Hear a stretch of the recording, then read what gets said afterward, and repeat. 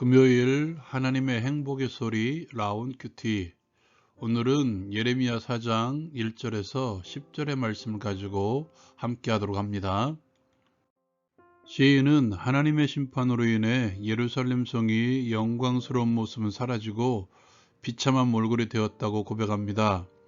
하나님의 심판으로 인해 멸망했던 소돔보다 더 죄악된 모습으로 인해서 심판을 받은 것임을 노래하고 있습니다. 시인은 영광스러운 옛 모습이 사라진 예루살렘을 바라보며 비탄에 빠집니다.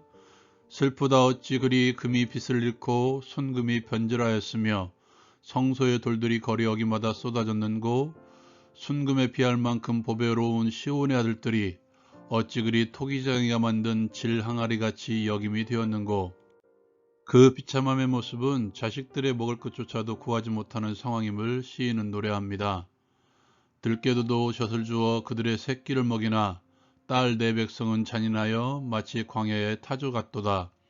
젖먹이가 목말라서 혀가 입천장에 붙으며 어린아이들이 떡을 구하나 떼어줄 사람이 없도다. 맛있는 음식을 먹던 자들이 외롭게 거리거리에 있으며 이전에는 붉은 옷을 입고 자라난 자들이 이제는 걸음더미를 안았도다. 그러한 비참함의 이유는 과거 소돔보다 더 패역한 백성들의 죄악 때문이라고 시인은 노래합니다. 전에 소돔이 사람의 손을 대지 아니하였는데도 순식간에 무너지더니 이제는 딸 내 백성의 죄가 소돔의 죄악보다 무겁도다. 시인은 패역한 백성들의 죄악 때문에 더욱더 피폐해진 그들의 모습을 이렇게 노래합니다. 전에는 존귀한 자들의 몸이 눈보다 깨끗하고 젖보다 희며 산호들보다 붉어 그들의 윤택함이 갈아서 빛낸 청옥 같더니 이제는 그들의 얼굴이 숯보다 검고 그들의 가죽이 뼈들에 붙어 막대기같이 말랐으니 어느 거리에서든지 알아볼 사람이 없도다. 그들의 이러한 굶주림은 또 다른 비참함으로 흘러갑니다. 칼에 죽은 자들이 줄여 죽은 자들보다 나음은 토지 소산이 끊어지므로 그들은 찔림받은 자들처럼 점점 쇠약하여 가미로다. 딸 내 백성이 멸망할 때에 자비로운 부녀들이 자기들의 손으로 자기들의 자녀들을 삶아 먹었도다. 적용을 위한 나눔의 시간. 오늘 이 시간에는 변질된 예루살렘에 대해서 함께 나누길 원합니다. 시인은 영광스러웠던 옛날의 예루살렘과 심판으로 인해 무너진 지금의 예루살렘을 서로 비교하고 있습니다. 순금 같았던 예루살렘의 모습, 그러나 지금은 토기장이가 만든 질 항아리 그릇처럼 변질되었습니다. 토기장이에 의해서 깨어진 질 항아리 그릇 같은 예루살렘. 풍족을 누리던 예루살렘이 이제는 자녀들에게 먹일 것조차 없으며 오히려 배고픔에 못 이겨 자녀들을 삶아먹는 지경에 다다른 것입니다. 눈보다 깨끗한 그들의 몸, 윤택함이 갈아서 빛낸 청옥 같았던 그들이 숲보다 검어지고 알아볼 사람이 없어질 정도로 막대기같이 말라진 모습으로 변화된 변질된 예루살렘과 이스라엘 백성들의 모습. 이렇게 서로를 비교하는 말씀의 가운데 6절에 분명하게 이렇게 말합니다. 이제는 딸 내 백성의 죄가 소돔의 죄악보다 무겁도다. 모든 것의 원인은 그들의 죄악 때문이었습니다. 그렇다면 왜 시인은 이스라엘 백성들의 죄가 더 무겁다고 했을까요? 그들은 하나님을 알고도 하나님의 백성임에도 불구하고 하나님에게서 멀어지려고 힘을 다했기 때문이죠. 소돔을 불로 순식간에 멸망시켰었던 하나님께서는 이스라엘 백성들을 서서히 비참하게 그 최후를 맛보게 했습니다. 4절에서 자녀들에게 먹을 것을 구하지 못하는 상황이 10절에서는 그 자녀들을 삶아먹는 지경에 이르기까지 그들을 계속해서 비참함으로 몰고 가신 것입니다. 그러한 심판으로 인해 하나님께서 바라시는 것은 죄악의 심각성, 죄로 인해 부으시는 하나님의 심판의 무서움을 깨닫도록 하기 위함이었습니다. 우리의 죄악으로 인한 하나님의 심판으로 인해 찾아오는 우리의 비참함. 먼저 기억할 것은 모든 외적인 비참함이 하나님의 심판은 아니라는 것입니다. 외적으로 찾아온 어려움을 가지고 사람들을 판단하지 마십시오. 그리고 정죄하지 마십시오. 저는 하나님의 심판으로 인한 내적인 비참함, 피폐함을 이 시간 말씀드리고 싶습니다. 먼저 공허함이 찾아와 지속된다는 것입니다. 가끔 찾아오는 공허함이 아니라 계속되는 공허함인데요.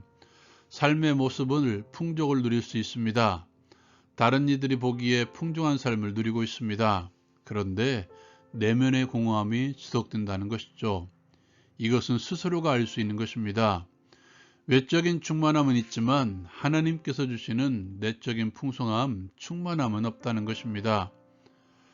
하나님과의 회복을 통한 평안의 복, 내면 깊숙한 곳에서부터 올라오는 기쁨의 복, 모든 것에 자족하는 자족의 복이 없는 공허함이죠. 그래서 이런 이들은 외적인 풍족함이 있는데도 불구하고 더 채우려고 힘을 다합니다. 지속되는 공허함으로 인해 이들은 모든 일에 불안함을 느낍니다. 이것이 심판으로 인한 피폐함의 두 번째 모습이죠. 모든 상황에서 불안해하며 결국 모든 일에 두려움을 체험합니다.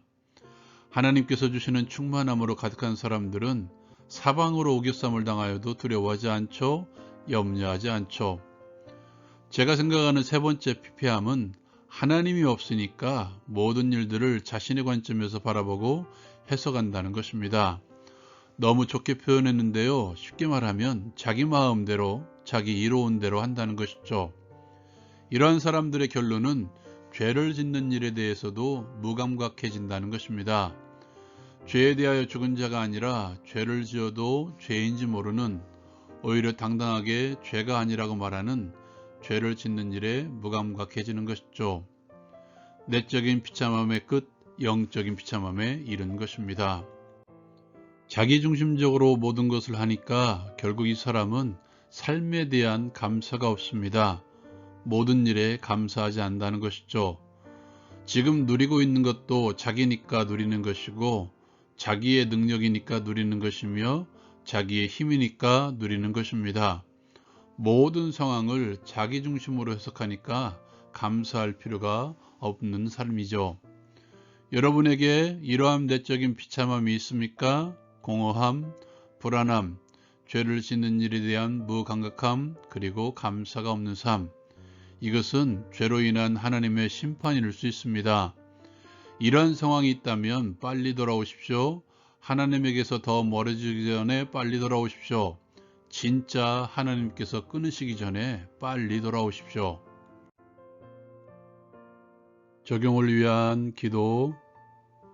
하나님의 마음으로 내 속사람을 돌아보게 하옵소서. 끊임없이 하나님의 거울로 나를 비추어 피폐하게 무너진 삶을 보게 하시며 회복을 이루게 하옵소서. 죄에 대하여 죽은 자로 하나님께 대하여 산 자로 살아가게 하옵소서. 예수 그리스도의 이름으로 기도드립니다. 아멘.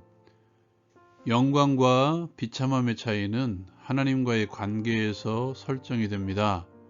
하나님과의 관계의 끈을 스스로 끊지 마십시오. 라운 큐티 마칩니다.